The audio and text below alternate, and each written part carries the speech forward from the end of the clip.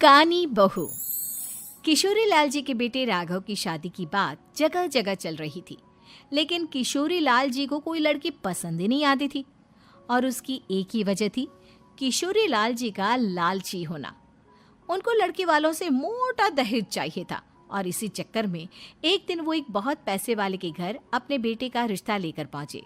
उस आदमी का नाम था ओम प्रकाश। देखिए किशोरी लाल जी, मेरी एक ही बेटी है और मेरी सारी संपत्ति जायदाद सब कुछ मेरी बेटी नैना का ही है। पापा, नाम से लगता है बहुत खूबसूरत होगी। कितना अच्छा नाम है ना, नैना। ओ, वैसे बात तो सही है आपकी। अब इतना पैसा है, जमीन जायदाद है, इकलौती बेटी, आप भी क्या करेंगे? सब कुछ उसे ही देंगे ना। बिल्कुल ठीक पहचाना आपने। बस बेटी की शादी और सारी जायदाद उसके नाम। पापा, बिना देखे हाँ कर दीजिए ना। इतना अच्छा रिश्ता फिर कहाँ मिलेगा? माला माल हो जाएंगे हम। मैं अपनी बेटी को बुलाता हूँ। अरे नहीं नहीं नहीं नहीं, आपकी बेटी का नाम नैना है, सुनकर ही लगता है बहुत सुंदर होगी। रहने दीजिए अंकल, मैं तो आपकी बेटी के नाम से ही इतना खुश हो गया हूँ कि उसे बिना देखे शादी करने को तैयार हूँ। अब तो मैं उसका चेहरा सीधे शादी के बाद ही देखूंगा। और इस तरह राघव नैना का चेहरा नहीं देखता और उससे शादी कर लेता है। शादी के बाद अपनी सुहाग रात पर जब राघव नैना का घूंघट उठाकर देखता है तो नैना की आंखें बंद थी। कितनी खूबसूरत हो तुम नैना, जरा अपनी आंखें खोलकर मेरी तरफ देखो तो सही। नहीं, मुझे शर्म आती है। अरे, मैंने तुम्हें शादी से पहले भी नहीं देखा, और अब अगर तुम आंखें खोलकर मुझे देखोगी भी नहीं तो मुझे अच्छा कैसे लगेगा? इससे पहले कि नैना अपनी आंखें खोलकर राघव की तरफ देखती, अचानक से लाइट चली गई और राघव नैना को पूरी तरह से देख भी नहीं पाया। अगली सुबह नैना राघव के लिए नाश्ता बनाकर लेकर आई। अरे ये क्या, आधा पराठा सीका हुआ है और आधा बिल्कुल कच्चा। ये तुमने क्या किया नैना? बहू, तुमने क्या आधा पराठा तवे से नीचे लटका कर रखा था, जो आधा सिका है और आधा कच्चा? मुझे जितना दिखेगा उतना ही तो सीखूंगी ना पापा जी। जहाँ जहाँ मुझे नजर आ रहा था वहाँ मैंने सीख लिया, जहाँ जहाँ नहीं दिखा वहाँ कच्चा रह गया होगा। इसका क्या मतलब है? ये कैसा मजाक कर रही है तुम? अरे बहू, तुमने इतना लंबा घूंघट क्यों लगाया हुआ है? देखो, हमारे घर में बहुओं को बेटी की तरह रखा जाता है, और फिर तुम तो इतना सारा माल लेकर आई हो। देखो, ये घूंघट डालकर रखने की कोई ज़रूरत नहीं है। हाँ नैना, पापा जी ठीक कह रहे हैं, तुम तो आराम से रहो, अपना ही घर समझो। नैना अचानक से अपना घूंघट उठा लेती है। अरे ये क्या पापा, नैना की तो एक आंख फूटी हुई है। नाम से नैना, लेकिन ये तो कानी बहू निकली। मेरे साथ धोखा हुआ है, धोखा। बिना दिखाए अपनी कानी लड़की मेरे संग ब्याह दी। मुझे कानी बीवी नहीं चाहिए। मुझे अभी ओम प्रकाश जी से बात करनी पड़ेगी। आखिर उन्होंने मेरे साथ ऐसा किया क्यों? अरे, आप लोगों ने ही तो पापा से कहा था कि आप लोग शादी से पहले मुझे देखना नहीं चाहते। अब मेरे पापा पर क्यों इल्जाम लगा रहे हैं? अरे लेकिन उन्हें बताना तो चाहिए था ना कि तुम कानी हो, एक आंख से तुम्हें दिखाई नहीं देता। किशोरी लाल और राघव नाराज होकर ओम प्रकाश को अपने घर बुलाते हैं। पापा जी, ये आपने क्या किया? शादी से पहले बताया क्यों नहीं कि नैना की आंखों में परेशानी है?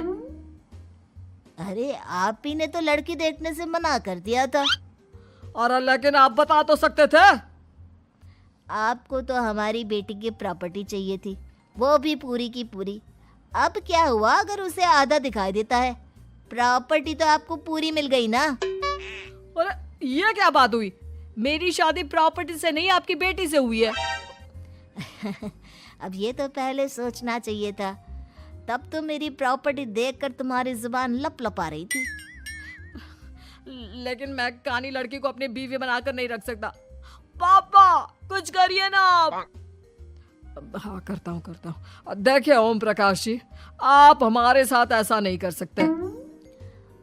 और तुम देखो, अगर तुमने मेरी बेटी से शादी तोड़ी ना, तो जो भी प्रॉपर्टी मैंने तुम्हें दी है वो तो पूरी की पूरी वापस ले ही लूँगा, और आधी प्रॉपर्टी तुम्हारी भी लूँगा। अरे मेरी आधी प्रॉपर्टी भला क्यों लेंगे आप? इसलिए क्योंकि मेरी बेटी को आधा नजर आता है और उसकी नज़र अभी तक तुम्हारी आधी जायदाद पर ही पड़ी है। अब तुम उसे घर से निकालोगे तो कुछ तो लेकर जाएगी ना। और अगर हम आपकी बेटी को अपने घर की बहू बना कर रखे तो? तो तुम्हारी पूरी प्रॉपर्टी तुम्हारी ही रहेगी, और जो मैंने तुम्हें दिया है ना, उसमें से बस मैं आधा लेकर जाऊंगा। अरे लेकिन अब आप अपनी दी हुई प्रॉपर्टी में से आधी वापस क्यों लेकर जाएंगे? अगर मैं आपकी बेटी को अपनी पत्नी बनाकर रखने को तैयार हूं तो? इसलिए ताकि भविष्य में अगर तुम मेरी बेटी को धोखा दो तो उसके पास कुछ तो रहे जो पति का हो। वैसे मेरे पास तो बहुत कुछ है, लेकिन अपने पति की कोई निशानी तो उसके पास होनी चाहिए ना। अब अगर तुमने मेरी बेटी को कानी कहा तो तुम्हें प्रॉपर्टी भी कानी ही मिलेगी, पूरी नहीं। जमाए राजा। किशोरी लाल और राघव समझ चुके थे कि वो बुरी तरह फंस चुके हैं और अब उनके पास वहां से निकलने का कोई चारा नहीं है। अब समझ में आया ना, लालच बुरी बला होती है।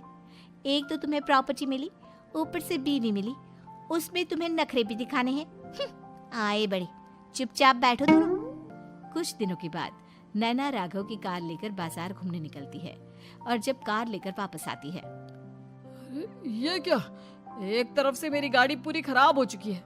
लगता है तुमने मेरी गाड़ी को किसी दूसरी गाड़ी के साथ एक्सीडेंट किया है। अरे अरे कितना बड़ा नुकसान कर दिया तुमने बहू। वो क्या है ना पापा जी, मुझे एक आंख से दिखाई नहीं दे रहा था, सामने से गाड़ी आ रही थी।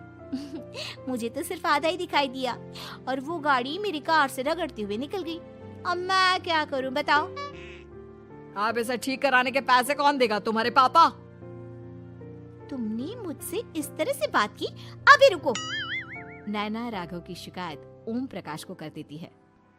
देखो राघव, अब जो मेरी आधी प्रॉपर्टी तुम्हारे पास थी ना, उसमें से आधी और मैं लेकर जाऊंगा, क्योंकि तुमने मेरी बेटी को डांटा। अरे नहीं नहीं पापा जी, गलती हो गई, माफ कर दो। गलती की तो कोई गुंजाइश ही नहीं। अगली बार मेरी बेटी को डांटा तो बची हुई आधी में से आधी और ले जाऊंगा। लालच के चक्कर में हम दोनों ने बहुत बड़ी गलती कर दी बेटा। एक तो तुम्हें कानी बहू मिली और ऊपर से जो माल मिला वो भी काना। इस तरह राघव की हर एक गलती पर ओम प्रकाश उसकी प्रॉपर्टी का आधा आधा हिस्सा लेकर अपना सारा माल वापस ले गया और राघव को कानी बीवी से काम चलाना पड़ा।